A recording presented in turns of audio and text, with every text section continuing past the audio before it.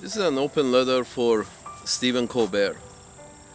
Love you, man. Love your show, but again, I find you, you and your writers, insufficiently informed regarding international politics, and you take your information apparently from you get your information from a few, official news sources, and your politics or the politics of your writers for your show, Mr. Stephen Colbert, is formed by your knowledge is formed by the few official sources of news that is available to you.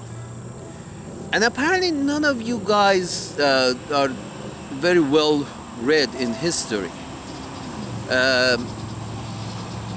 or historical geopolitics or historical facts, or apparently you get your information by the day, and you make your jokes by the day, with total disregard to what is the historical facts about different matters. Nothing. It's like just empty shell with a few jokes on top.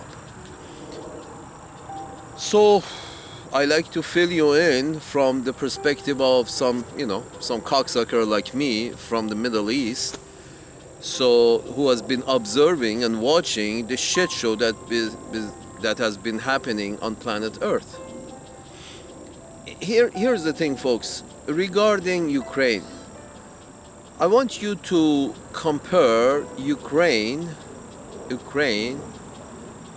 to Korea's, the whole Korean peninsula. What do you see? What do you see? You see, or you can go a little farther back and look at Vietnam and how that started and how that ended. It started with Indochina and it ended with the Viet Cong. Look at these two situations, or these three situations, and what do you see?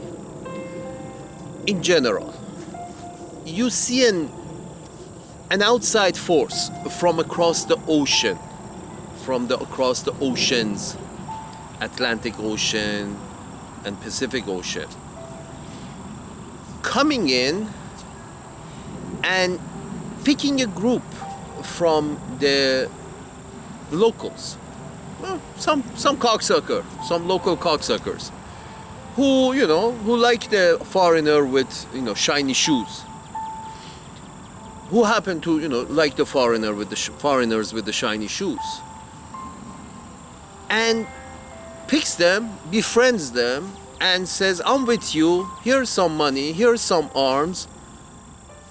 Me and you against the mainlanders." Who are the mainlanders? The mainlanders are the people who are living on the mainland and are not living across the fucking ocean. The Pacific and the Atlantic and the Indian Ocean. You see, the French left France, crossed the Indian Ocean, went to the other side of Asia. They were the foreigners in Vietnam, in Indochina. They befriended some locals who liked their shiny shoes, paid them money, and gave them arms, and formed a relationship with them.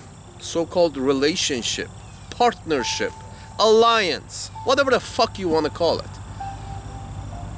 And then they started going inland into Asia, fighting the other locals in this shithole, in order to secure the control, in order for their friends to secure the control of that piece of land. Who are their friends? The friends of the foreigners, the French, in Vietnam, in Indochina. The foreigner coming in, giving money, giving arms to a friendly local tribe, and with the help of the friendly local tribe, forming an alliance, and then pushing inland, trying to take over a portion of the land and rule it, in accompaniment of the local shithead who decided to help the foreigner, the outlander, the guys who came across the ocean, against the people who are inland, who have been there, they've been their neighbors for thousands of, hundreds of thousands and millions of years. Same thing in Korea. The outlanders, the guys from across the ocean, went to Korea and befriended some local cocksuckers to give them arms and ammunition and money and funding to put them against another group of local cocksuckers. So these local cocksuckers are fighting. One of them is backed by the mainlanders, in that case was China, and the other group are being backed by the outlanders. That would be Uncle Sam's managers in case of Korea, or France in case of Vietnam, or the British in case of Indonesia, or the British in case of Malaysia, or the British in case of India. British went into India, same scenario. I'm not sure what the fuck do you guys don't know anything about history. The British went into India, same thing.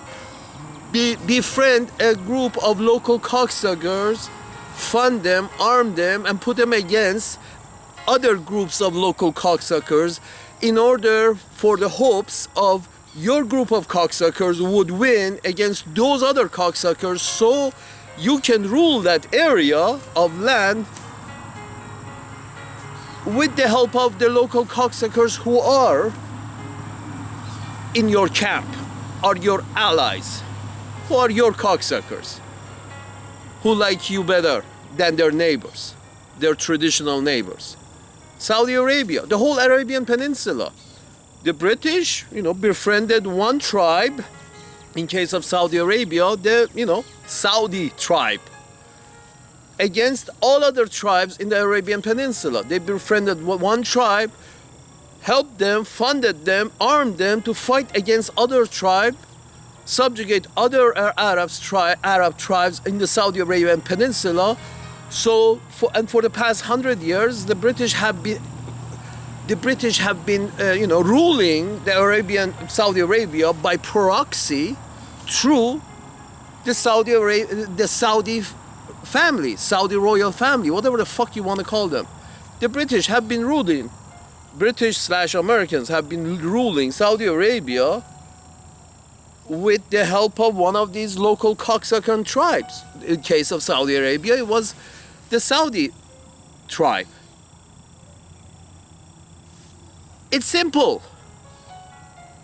Very simple. It's a simple procedure. You go in, you befriend a small group, arm them, fund them. Doesn't matter which group. You're not for freedom. You're not for democracy. Nobody is. Fuck you.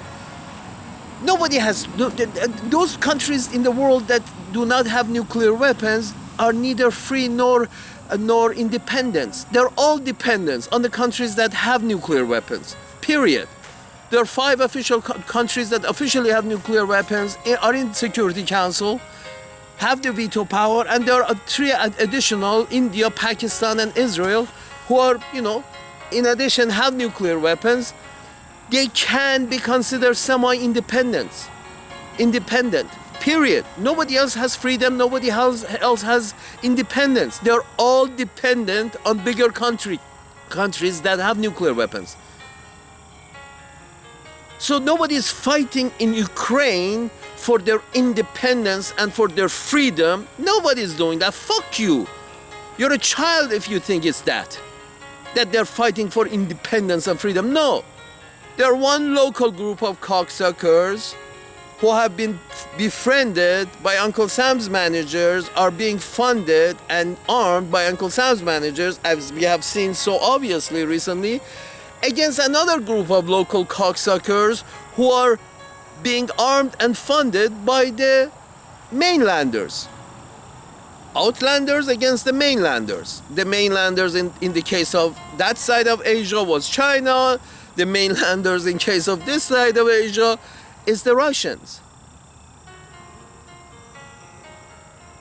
One local group of cocksuckers fighting against another local group of cocksuckers. One is being funded by the mainlanders, the other is being funded by people from across the ocean. It's not about democracy. It's not about liberty. It's not about independence. Which one of American allies in the Middle East do you think has liberty and independence? Saudi Arabia, Jordan, Egypt. They tried to have a half-assed fucking democracy, and Uncle Sam's manager said, "No need. Fuck you. No need for democracy for you cocksuckers. You should revert back to whatever the fuck that was working for you. That is one-man rule for 30, 40 years."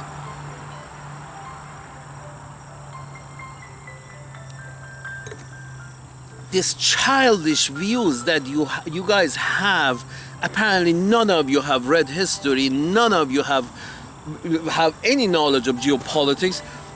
Yes, I'm guessing you're a bunch of joke writers, and good for you, making lots of money. But don't you think you need, an independent thinker in that, in the writer's room to maybe give you a different perspective? Pull out an intellectual from some fucking university and, add it to your writer's room. Add to the jokesters an intellectual with some knowledge of history. Add it to your joke room so, you won't be so off the fucking mark. It's not about independence. It's not about liberty. It's not about Ukraine. Just like it wasn't about Korea. It's one group of cocksuckers being pitted against another group of cocksuckers.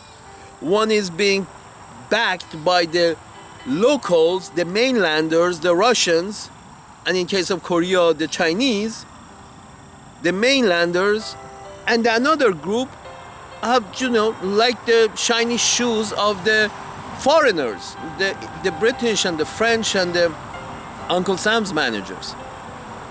That would be the Nazis and the ultra-nationalists in Ukraine.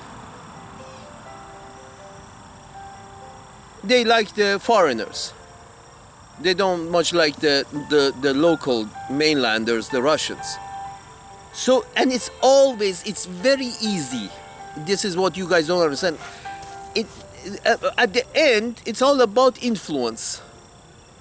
Who should have influence over Ukraine? The mainlanders, that is the Russians and the Chinese, the Asians should have influence over Ukraine, or the foreigners, the outlanders, the ones from across the ocean should have influence over a piece of Asia/Europe, Ukraine, that is Ukraine. Who should have influence? It's all about influence. Korean War was about influence. Vietnamese influence /money/resources, all of that.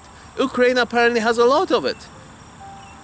It's all about access to resources, access to profits, access to money, and whoever has influence over this fucking piece of land has all of that.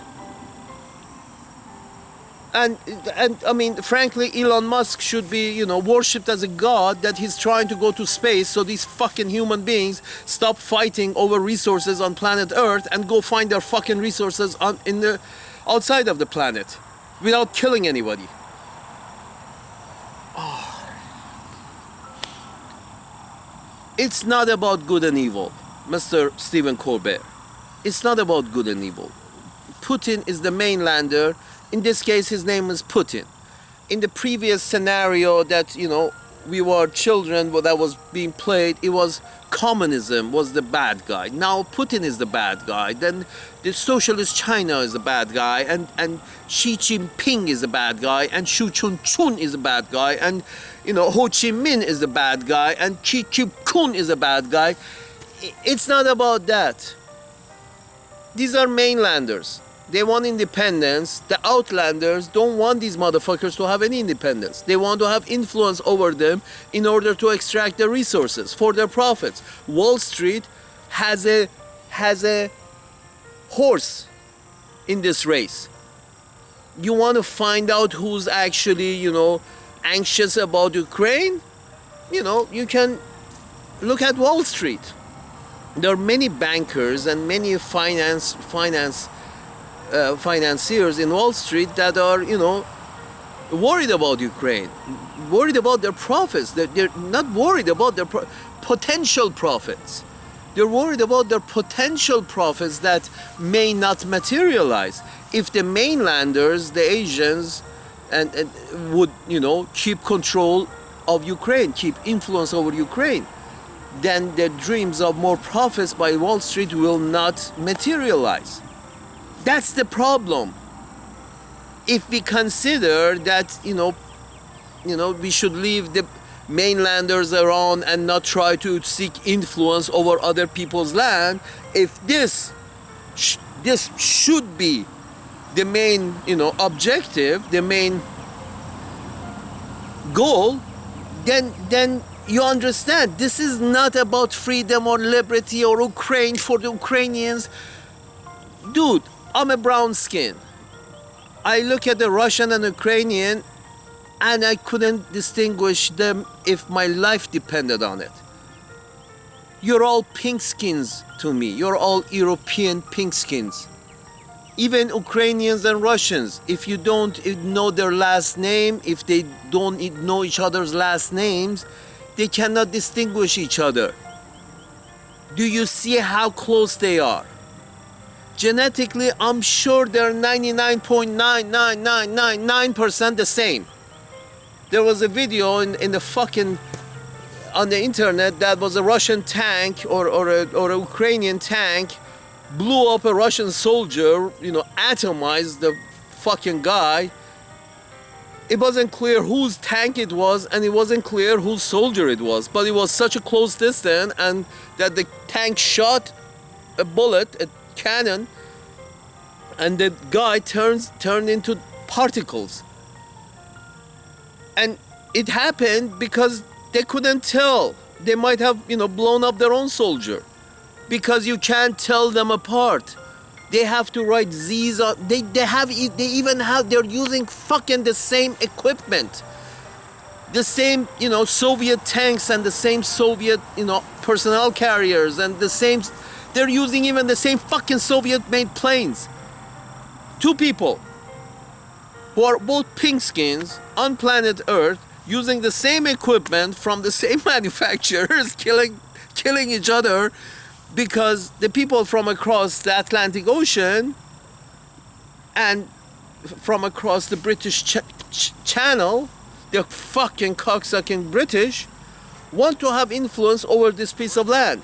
And they don't want the mainlanders, in this case the Russians, to have any influence over it.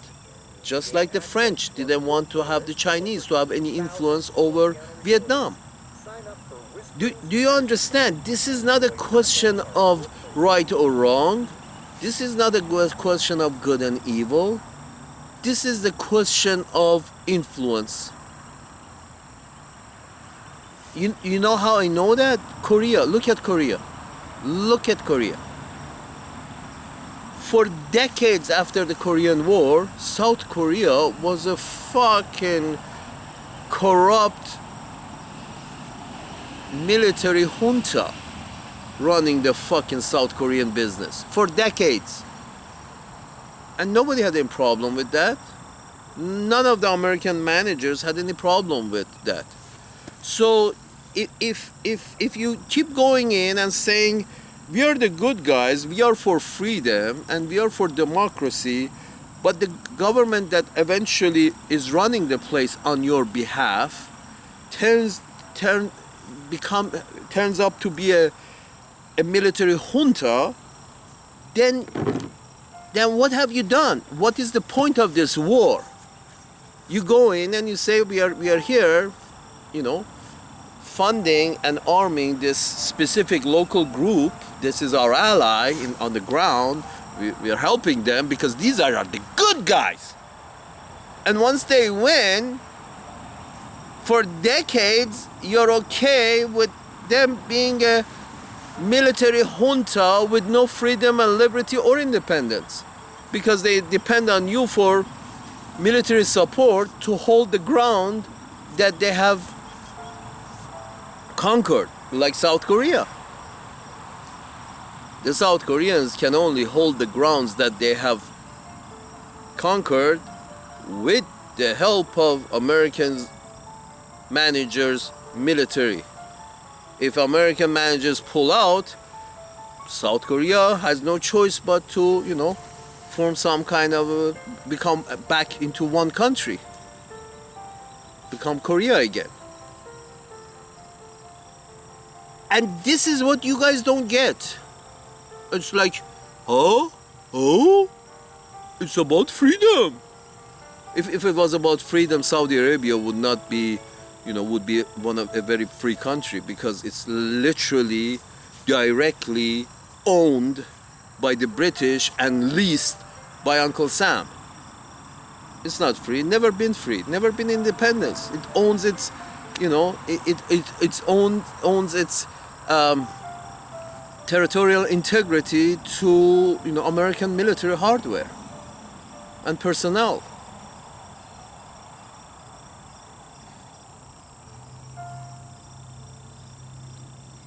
There are no good guys, Mr. Stephen Colbert. There are no bad guys. You're not the good guys. They're not the bad guys. They're just guys. You're just guys looking for influence. That's all there is.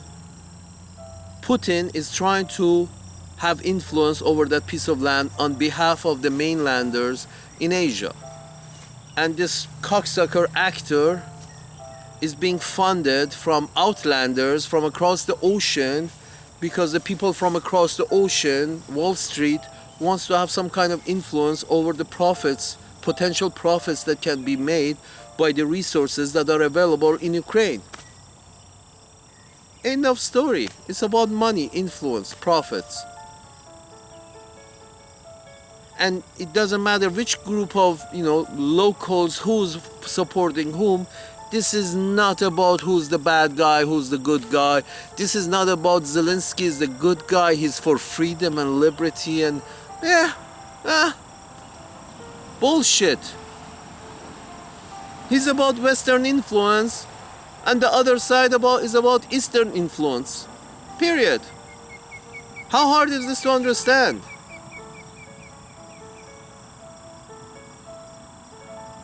Now you don't no longer have communism to blame and scare people of communism. Now you're scaring people of Putin. He's a one guy. The whole fucking Russian parliament voted to go take care of business in Ukraine and make sure Russia has influence over Ukraine, or at least Ukraine remains neutral with nobody's influence over it. Which was the best option? But no, we are about to enter World War III because Uncle Sam's managers, Miss Victoria Nolan, wanted a star on her resume that she was the one who, helped bring, Uncle Sam's influence over Ukraine. Now, does the real Uncle Sam cares about having influence over Ukraine? I don't think so.